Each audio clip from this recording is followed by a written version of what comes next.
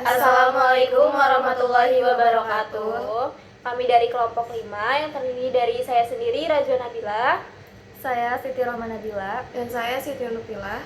Di sini kami akan menjelaskan tentang materi pendapatan dan beban. Nah, materi pertama akan disampaikan terlebih dahulu oleh rekan saya, yaitu Siti Rohmana Nabila. Baik, langsung saja di sini mengenai konsep pendapatan. Nah, dalam PSAK nomor 23 tahun 2007 tentang pendapatan dijelaskan bahwa pendapatan adalah arus masuk bruto dari manfaat ekonomi yang timbul dari aktivitas normal perusahaan selama satu periode yang menyebabkan kenaikan ekuitas dan bukan berasal dari penanaman modal.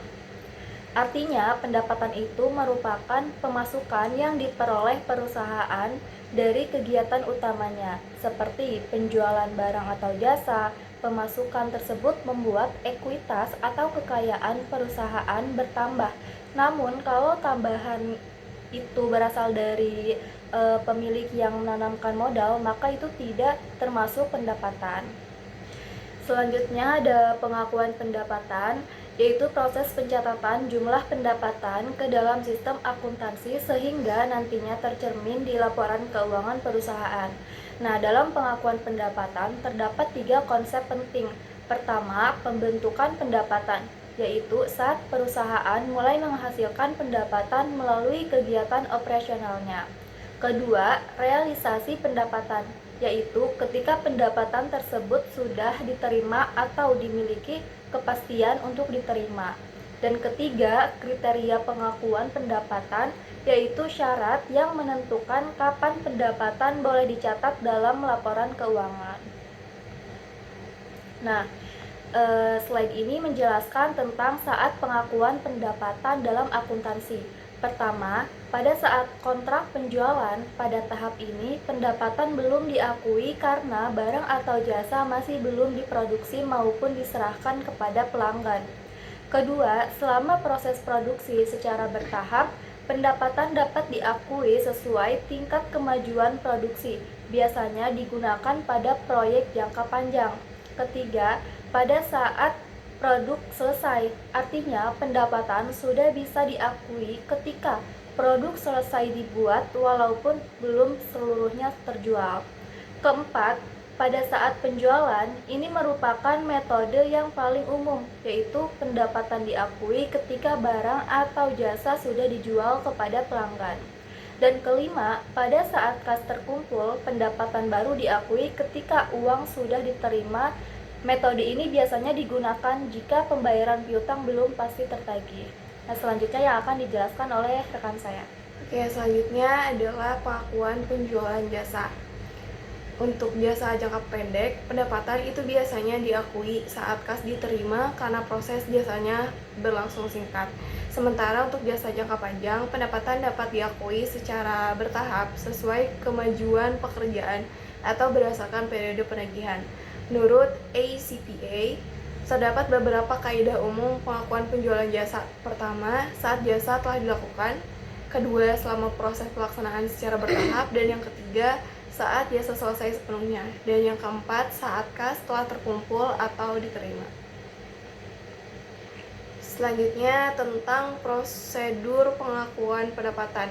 Dalam prosesnya, perusahaan itu harus memiliki kebijakan akuntansi yang jelas untuk menentukan kegiatan internal apa yang dapat dijadikan pemicu pencatatan pendapatan ke dalam sistem akuntansi. Artinya, perusahaan perlu menetapkan kapan pendapatan dianggap sudah layak dicatat, misalnya saat barang diserahkan, jasa selesai diberikan, atau pembayaran diterima.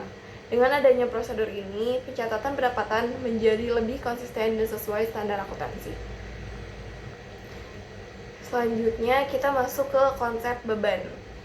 Jadi beban itu adalah penurunan manfaat ekonomi selama satu periode akuntansi yang bisa berupa berkurangnya aset, terjadinya kewajiban atau arus keluar perusahaan sehingga menyebabkan penurunan ekuitas. Artinya, beban muncul itu ketika perusahaan mengeluarkan biaya untuk menjalankan kegiatan operasionalnya.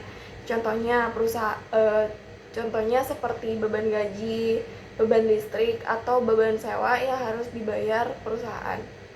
Selanjutnya akan dijelaskan oleh rekan saya. Selanjutnya ada karakteristik beban. Yang pertama ada penurunan aktiva.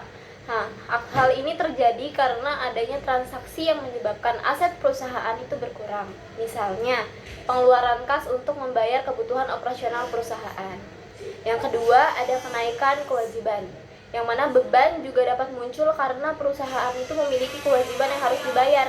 Misalnya, utang gaji atau utang listrik yang timbul selama proses produksi dan kegiatan operasional. Selanjutnya yang ketiga, itu ada operasi yang berkesinambungan, yang artinya agar suatu pengeluaran itu diakui sebagai beban, jadi pengeluaran tersebut tuh harus berkaitan dengan kegiatan utama perusahaan yang dilakukan secara terus-menerus. Nah, selanjutnya beban ini dibagi menjadi 3 jenis, yaitu ada beban penjualan, beban administrasi umum, serta beban lain-lain. Nah, yang pertama, beban penjualan.